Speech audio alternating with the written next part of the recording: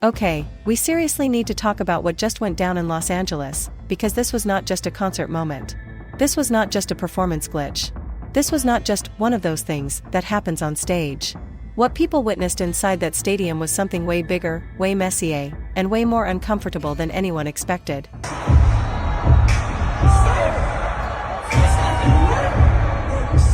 This was a moment that is going to be clipped, reposted, debated, and dragged across the internet for a long time, because it did not just feel like a show, it felt like watching control slowly slip away in real time. Now picture this properly. You are inside SoFi Stadium. Around 70,000 people packed into one space. The energy is insane. People are hyped, phones are out, everyone is ready to witness greatness because this is not just any artist. This is Kanye West performing in Los Angeles, his own territory, the place where his image matters the most. This is where the biggest critics exist, where every move gets judged instantly, and where even the smallest mistake can turn into a headline before the night is over. The expectations were sky high, and for the first part of the show, it genuinely felt like those expectations were being met. He came out strong. The music was hitting.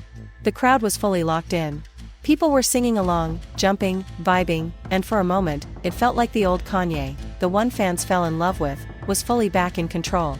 But then, slowly, something started to feel different. If you were really paying attention, you could see it. He was not just performing anymore. He was watching everything. The stage. The smoke. The lighting. The details. It was like he was scanning for something that was not right. And if you know anything about Kanye, you already know that once he locks into that mindset, things can shift very quickly. And then, it happened. Right in the middle of performing his hit song Good Life, the kind of song that is supposed to lift the entire stadium and create that peak moment of the night, he just stopped. No smooth transition. No explanation to the audience. Just a sudden cut. 1 second the crowd is screaming, and the next second there is this awkward silence spreading across 70,000 people. You could almost feel the confusion ripple through the stadium. But here is where things got even more uncomfortable. Instead of turning to the crowd and addressing them, instead of keeping the energy alive or even laughing it off, he turned his attention directly to his own production team. That was the moment when people realized this was not a minor issue. According to him, the lighting did not match the smoke-filled stage. That was the problem. I don't like these when the lights move like that, like a disco and shit. Not the sound. Not the performance. The lighting. Now think about that for a second. Most artists, even perfectionists, would push through. They would finish the performance, keep the crowd engaged, and then deal with the issue behind the scenes. But Kanye does not operate like most artists. Run it back. Like we always do with this time. I go, stop. He would rather stand in silence, with tens of thousands of people watching him, than perform under conditions that do not match his vision. That is where things started to cross from perfectionism into something that felt a lot more intense. So he tried again. He restarted the song. The crowd tried to go along with it, hoping things would smooth out. 10 seconds in, he stopped it again. Now the energy had completely shifted. What was once excitement started turning into confusion, and confusion slowly started turning into discomfort. People were looking at each other, some laughing nervously, others genuinely wondering if this was part of the show or if something was actually going wrong behind the scenes. This is not a joke. Travis Scott has now been confirmed to be a special guest at Ye's LA concert happening tonight. And that is when the tone changed completely. He started calling the lighting corny. Now for anyone who understands Kanye's language, that word is not small. Corny is not just criticism, it is dismissal. It means something is beneath his standards, something is fake, something is not worthy of his brand. By using that word in front of everyone, he was not just giving feedback. He was publicly tearing down the work of his own team. By the third attempt, the tension inside that stadium was almost impossible to ignore. You could feel it in the air. The crew must have been under insane pressure, knowing that every single move they made was being judged not just by Kanye, but by an entire stadium and eventually the entire internet. The time is now. Right now. And then came the moment that pushed everything over the edge. He looked up and said, "What is this, an SNL skit?" Is this like an SNL skit or something? That line hit hard. Because this was not random. Kanye has a long history with Saturday Night Live, and he hates being portrayed as a joke.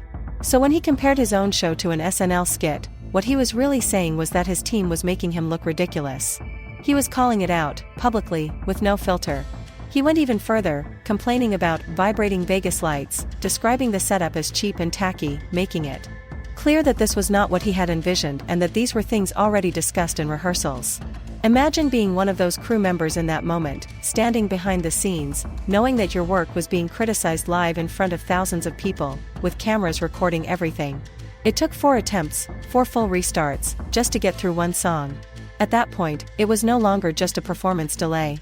It felt like a breakdown of control happening in real time. The crowd was no longer just there for music. They were witnessing something unpredictable, something uncomfortable, something they did not expect when they bought their tickets. And then, in the middle of all that tension, something shifted. North West stepped onto the stage. And almost instantly, the atmosphere changed. There was no hesitation in her presence. No frustration. No stopping and restarting. She came out, performed, and connected with the audience in a way that brought the energy back. The crowd responded to her. They cheered. They engaged.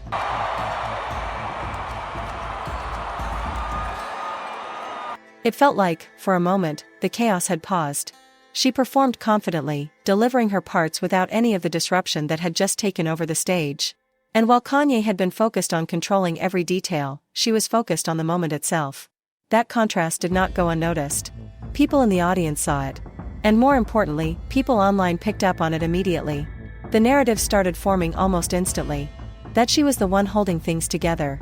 That she brought the energy back. That while Kanye was fighting with the production, she was actually giving the crowd what they came for. And while all this was happening, the VIP section was watching everything closely. Artists, influencers, industry insiders, people who understand how these shows are supposed to run, were witnessing this unfold in real time. You can only imagine the conversations happening, the reactions, the questions. Was this genius-level perfectionism? Or was this a moment where things started slipping? That is the line people keep debating when it comes to Kanye, and moments like this make it even harder to tell. And here is what makes the situation even more intense. He had another show scheduled. The very next day.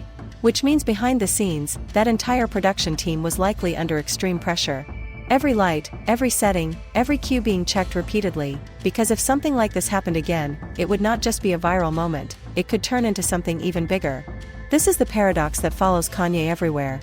He chases perfection at a level that most people cannot even understand. But sometimes, that same pursuit of perfection creates the very chaos he is trying to avoid. And still, despite everything that happened, the fans reacted in a way that says a lot. Because for many of them, this was not failure. This was authenticity. This was unpredictability. This was the raw version of Kanye that people feel they do not get anywhere else. But that does not mean everyone saw it the same way. So now the real question is this. Was he right to stop the show and demand perfection, no matter the cost? Or did he cross a line by turning on his own team in front of thousands of people? And maybe the biggest question of all, did North West end up being the one who truly owned that night?